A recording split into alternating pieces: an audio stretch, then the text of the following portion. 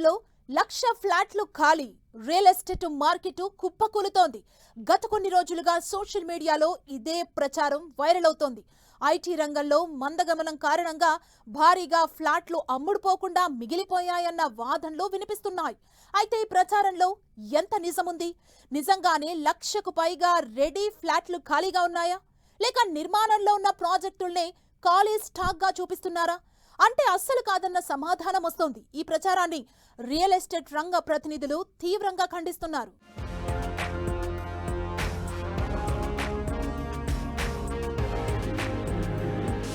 హైదరాబాద్లో 1,00,000 ఫ్లాట్లు ఖాళీ అంటూ ఫేక్ ప్రచారం. హైదరాబాద్ రియాలిటీపై సోషల్ మీడియాలో నెగిటివ్ న్యూస్ వైరల్. అన్సోల్డ్ ఇన్వెంటరీపై అపోహలు. ఖాళీ ఫ్లాట్లు కావని డెవలపర్ల వివరణ. అసత్య ప్రచారాలను నమ్మొద్దంటున్న రియాలిటీ సంస్థలు.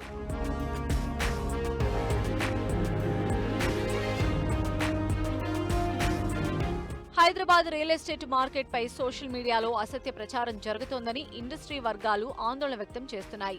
సుమారు 1,00,000కు పైగా ఫ్లాట్లు అమ్ముడుపోకుండా ఖాళీగా ఉన్నాయనే ఫేక్ ప్రచారం విస్తృతంగా సాగుతోంది. ఐటీ రంగంలో మందగమనం, భారీగా నిల్వలు పేరుకుపోయాయంటూ జరుగుతున్న ప్రచారాన్ని రియల్ ఎస్టేట్ రంగ ప్రతినిధులు ఖండిస్తున్నారు. నిర్మాణంలో ఉన్న ప్రాజెక్టులను కూడా ఖాళీ ఫ్లాట్లుగా చూపిస్తూ తప్పుడు అభిప్రాయం కల్పించే ప్రయత్నం జరుగుతోందని వారు ఆరోపిస్తున్నారు. ఫస్ట్ క్వార్టర్లో మనకు రెసిడెన్షియల్ ప్లాట్లు దాదాపుగా 9,541 అమ్ముడుపోయావి. అదేవిధంగా మనకు సెకండ్ క్వార్టర్లో వచ్చేసరికి 10,335 రెసిడెన్షియల్ ప్లాట్లు అమ్ముడుపోయావి. ఇవి లెక్కలు చెబుతున్నాయి మనకు. కానీ ఈ లెక్కలకు అంటే ఏదైనా కూడా మనం మాట్లాడేటప్పుడు ఒక స్టాటిస్టిక్స్ తీసుకుంటే దానికి ఒక అంటే ఒక బేస్డ్గా ఉంటుంది, ఒక ఆధారంగా, ఒక ఎవిడెన్స్గా ఉంటుంది. మనము అవన్నీ తీసుకోకుండా వట్టిగా ప్రచారం చేయడం వల్ల జనంలో ఒక గందరగోళమైనటువంటి పరిస్థితి నెలకొల్పడమే తప్ప దీనివల్ల ఎవరికీ ఉపయోగం ఉండదు. హైదరాబాద్లో హైరైజ్ అపార్ట్మెంట్లు, గేటెడ్ కమ్యూనిటీలు పూర్తిగా నిర్మాణం పూర్తి కావడానికి 3 నుంచి 5 ఏళ్లు పడుతుంది. ఈ సమయంలో నిర్మాణ దశలో ఉన్న ఫ్లాట్లు కూడా అన్సోల్డ్ ఇన్వెంటరీలో భాగంగా నమోదవుతాయి. అందువల్ల వాటినే మొత్తం ఖాళీ ఫ్లాట్లుగా ప్రచారం చేయడం సరైన విశ్లేషణ కాదని పరిశ్రమ వర్గాలు స్పష్టం చేస్తున్నాయి.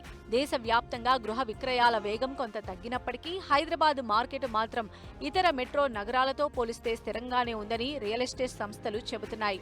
ప్రీమియం హౌసింగ్ సెగ్మెంట్లో విక్రయాలు కొంత మందగించినా మధ్యతరగతి గృహాలపై డిమాండ్ కొనసాగుతోందని తెలిపాయి.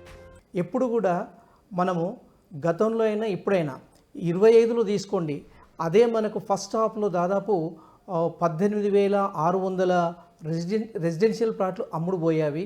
అదేవిధంగా మనము 2026 తీసుకున్నట్లయితే ఇదే ఫస్ట్ హాఫ్లో మనకు దాదాపుగా ఒక 20,000 రెసిడెన్షియల్ ప్లాట్లు అమ్ముడుపోయావి.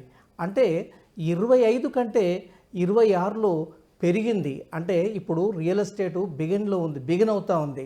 సో కాబట్టి రియల్ ఎస్టేటు ఎప్పుడు కూడా హైదరాబాద్లో స్టేబుల్గా ఉంటుంది. ఎందుకంటే రియల్ ఎస్టేట్లో హైదరాబాద్లో దాదాపు అంటే మిగిలిన రాష్ట్ర ప్రజలు కూడా ఇక్కడే నివసించడానికి ఇష్టపడతారు.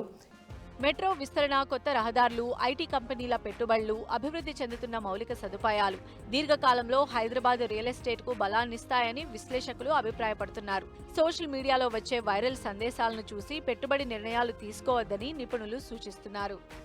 ఇప్పుడు 2026 సెకండ్ క్వార్టర్లో మంచి బిగిన్ అయింది.